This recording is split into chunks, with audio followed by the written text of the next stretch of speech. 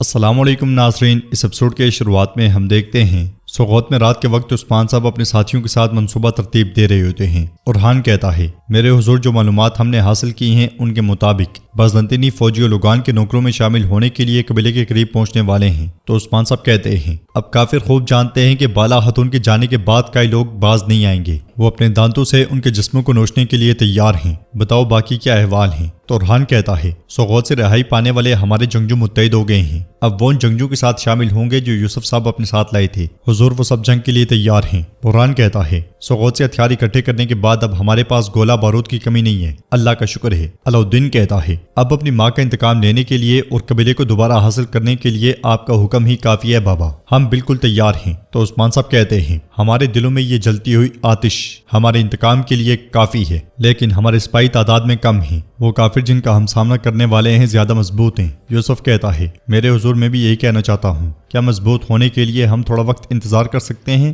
عثمان صاحب غصے سے کہتے ہیں، کیا کہہ رہے ہو یوسف؟ کیا جب میں باہر بالا خاتون کو اٹھائے کھڑا تھا تو میں نے یہ نہیں کہا تھا کہ ہم کبھی بھی نہیں رکیں گے جب تک کہ ہم قبیلے کو واپس نہیں لے لیتے؟ جب تک بالا خاتون کو اپنی سرزمین میں دفن نہیں کرتے ہم تب تک نہیں رکیں گے، وہ چاہے ہم سے ہزاروں کی تعداد میں زیادہ ہوں، ہم نہیں رکیں گے۔ جو چیز میرے لیے حیران کن ہے وہ یہ ہے کہ ہم جب بھی قبیلے پر حملہ کرنے لگتے ہیں ہمارے سے پہلے یہ بات قبیلے میں کیسے پہنچ جاتی ہے، وہ ہمارے لیے جال بچھا کر ہمیں پکڑنے کی کوشش کرتے ہیں، جبکہ ہمیں ایسے طاقتور دشمن کا سامنا کرنا ہے تو ہمیں تیار رہنا ہوگا۔ اب میری بات غور سے سنو۔ قبیلے میں التوگا اور البائی اولوگان کے پاس آتے ہیں۔ التوگا کہتا ہے، اولوگان عثمان تیاری میں ہیں، جیسا کہ آپ نے سوچا تھا وہ کل قبیلے پر حملہ کرے گا، ہمیں جلد کچھ کرنے کی ضرورت ہے۔ تو اولوگان کہتا ہے، تیزی گھوڑوں کا کام ہے، لیکن ایک عقاب صحیح وقت کا انتظار کرتا ہے، کیا ہمارے نوکر تیار ہیں التوگا؟ تو التوگا کہتا ہے، وہ سب جنگ کے لیے تیار ہیں اولوگان، میدان ہماری چیخوں سے گونج اٹھے گا۔ اولوگان البائی سے پوچھتا ہے، بازنطینیوں کے بارے میں کیا خیال ہے؟ تو البائی کہتا ہے، صوفیہ نے اپنی تمام طاقت بیچ دی ہے، اب وہ ہمارے حکم کے ماتحت ہیں۔ اولوگان کہتا ہے، بہترین بہترین، بیڑیا جال میں پھنسنے سے نہیں ڈرتا، لیکن وہ اپنی جان سے قیمت ادا کرتا ہے، میں تمہاری 40 ٹکڑے کر دوں گا عثمان۔ التوگا، ہم طلوع آفتاب کے ساتھ ہی سوغوت روانہ ہوں گے، عثمان کے قبیلے میں آنے سے پہلے ہی ہم سوغوت اور اس میں موجود تمام لوگوں کو تباہ کر دیں گے، اور اس کے ساتھ ہی ہم ایک بار پھر سوغوت کو حاصل کر لیں گے۔ البائی، تم یہیں رہو گے، اگر ہم سے کوئی بچ کے یہاں آتا ہے تو تم قبیلے کی حفاظت کرو گی۔ البائی سے کہتا ہے، اولوگان فکر نہ کرو، میں اپنے سپاہیوں کے ساتھ تمہاری ڈھال بنوں گا۔ اولوگان کہتا ہے، تم نہ صرف اپنے سپاہیوں کے ساتھ میری ڈھال بنو گے بلکہ تم عثمان کے لوگوں کو ڈھال کے طور پر استعمال کرو گے، بوڑھے سے لے کر بچے تک سب کو باندھ لینا اور انہیں راستے میں کھڑا کر دینا تاکہ نہ ہی عثمان ہماری طرف نیزہ پھینک سکے اور نہ ہی گھوڑا دوڑا سکے۔ البائی کہتا ہے، میں قبیلے کی اتنی مضبوطی سے حفاظت کروں گا کہ عثمان ہم پر ایک بھی وار نہیں کر سکے گا، میں یہ پوسٹ کبھی بھی کسی کو نہیں دوں گا، فکر نہ کرو۔ یہ کہتے ساتھ ہی وہ التوگا کے ساتھ چلا جاتا ہے۔ اولوگان نیزہ دروازے کی جانب پھینکتے ہوئے کہتا ہے، چلو دیکھتے ہیں عثمان، دیکھتے ہیں۔ سوغوت میں خواتین بہت غمگین بیٹھی ہوتی ہیں۔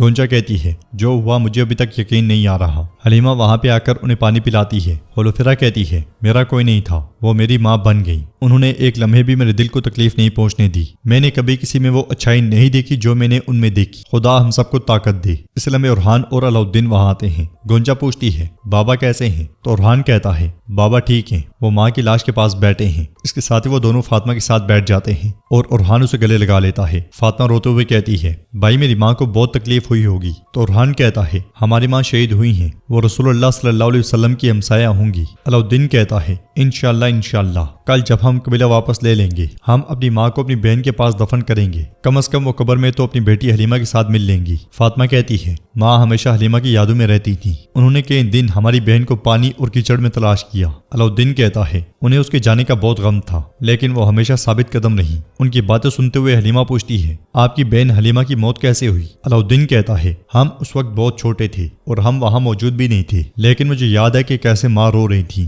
لگتا ہے جیسے کل کی ہی بات ہو۔ حلیمہ ندی کے کنارے کھیل رہی تھی، پھر وہ اچانک سے غائب ہو گئی۔ حلیمہ ایک دم سے پوچھتی ہے، پھر آگے کیا ہوا؟ تو علاؤالدین کہتا ہے، میری ماں نے کئی دن تک بغیر کھائے پیے میری بہن کو پانی میں تلاش کیا اور ہم نے اسے مردہ پایا، تب سے ماں کے چہرے پر مسکراہٹ نہیں آئی، وہ کبھی نہیں ہنسی۔ یہ باتیں سنتے ہوئے حلیمہ کہتی ہے، میں باجیان کو دیکھ کر آتی ہوں۔ وہاں موجود سرخ سیب کو دیکھتے ساتھ ہی حلیمہ ان الفاظوں کو یاد کرتی ہے جب بچپن میں بالا خاتون اس کے پاس سے جاتے ہوئے کہہ رہی تھی، میری بیٹی میرا انتظار کرو، میں واپس آ جاؤں گی۔ ندی کے کنارے صوفیہ نے حلیمہ کو سیب دیا تھا اور اسے اٹھا کر لے گئی تھی۔ اس خیال کے بعد حلیمہ آگے بڑھ جاتی ہے۔ آگے سار قلعے میں بازنطینی سپاہی بالا خاتون کو باندھ رہے ہوتے ہیں، اس لیے میں وہاں صوفیہ آتی ہے اور کہتی ہے تم مرنے کے باوجود بھی زندہ ہو، تم اب یہیں رہو گی، اب کوئی نہیں بچا جو تمہیں یہاں سے نکال سکے، اگر میں چاہوں تو یہاں برسوں تک تمہیں رکھ سکتی ہوں۔ بالا خاتون چلاتے ہوئے کہتی ہے او شیطان، کون سی شیطانی چالیں چل رہی ہو؟ صوفیہ کہتی ہے نہیں، شیطان وہ نہیں سوچ سکتا جو میں سوچتی ہوں بالا۔ بالا خاتون اس سے کہتی ہیں تم مجھ سے کبھی بادری سے نہیں لڑی صوفیہ،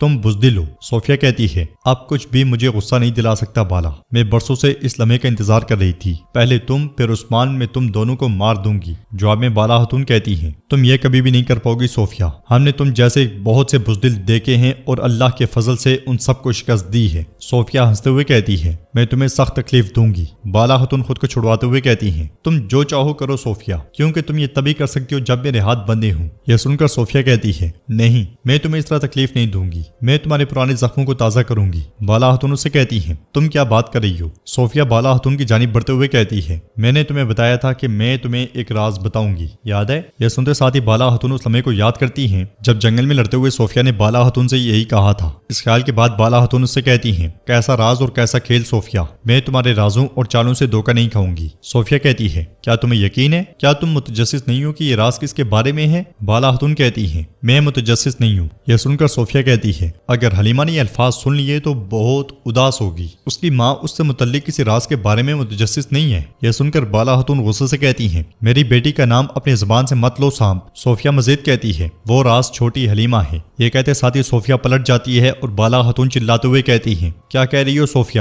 مت جاؤ مت جاؤ، بولو، مجھے پوری بات بتا کے جاؤ۔ مگر صوفیہ نے اذیت میں چھوڑ کر چلی جاتی ہے۔ ناظرین اس کے بعد ہم دیکھتے ہیں کہ سوغوت میں عثمان صاحب میت کے پاس آتے ہیں اور اسے دیکھتے ہوئے بہت زیادہ غمگین ہو جاتے ہیں، پھر کہتے ہیں میں کتنی بار اس دہلیز پر آیا ہوں، میں اس دروازے سے کتنی بار لوٹا ہوں، تمہیں اس طرح دیکھنا میرے لیے آسان نہیں ہے۔ یہ کہتے ساتھ ہی عثمان صاحب روتے ہوئے میت کے پاس آتے ہیں اور بالا خاتون کا دوپٹہ اٹھا کر اسے سینے کے ساتھ لگا لیتے ہیں، پھر کہتے ہیں کیا تمہارا عثمان تمہیں ایسے دیکھ سکتا ہے؟ کیا واقعی وہ برداشت کر سکتا ہے؟ عثمان کبھی تمہیں اکیلا نہیں چھوڑے گا، میں نے کبھی تمہیں اکیلا چھوڑا نہیں۔ بالا اگر میں یہاں پہ اپنے قدموں پہ کھڑا ہوں تو جان لو کہ یہ صرف انتقام کے لیے ہے، تمہیں ہماری بیٹی حلیمہ کے پاس لے جانے کے لیے ہے۔ پھر غصے سے کہتے ہیں میں صرف انتقام کے لیے زندہ رہوں گا، اب سے صرف میری تلوار بولے گی۔ اس لیے میں جیرکتائی اجازت لے کر وہاں آتا ہے۔ عثمان صاحب پوچھتے ہیں کیوں؟ ایک حملے کے لیے جب میں نے دیوان میں بات کی کیا تم وہاں نہیں تھی جیرکتائی؟ کیوں؟ جیرکتائی کہتا ہے حضور اتنی بڑی غفلت کے بعد میں آپ کے چہرے کو کیسے دیکھوں؟ میرا سر قلم کر دیں حضور، میری جان لے لیں، میں اس شرم کے ساتھ آپ کے ساتھ نہیں چل سکتا،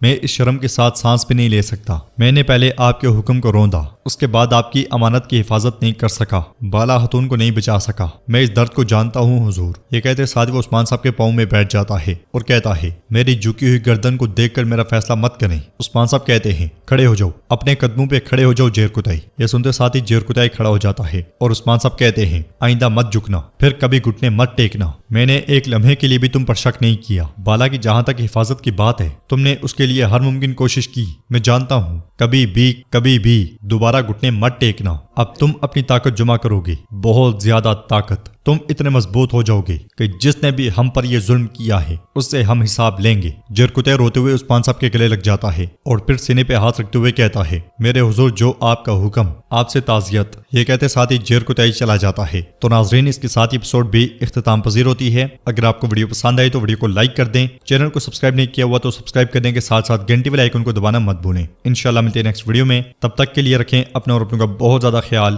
اللہ نگہبان۔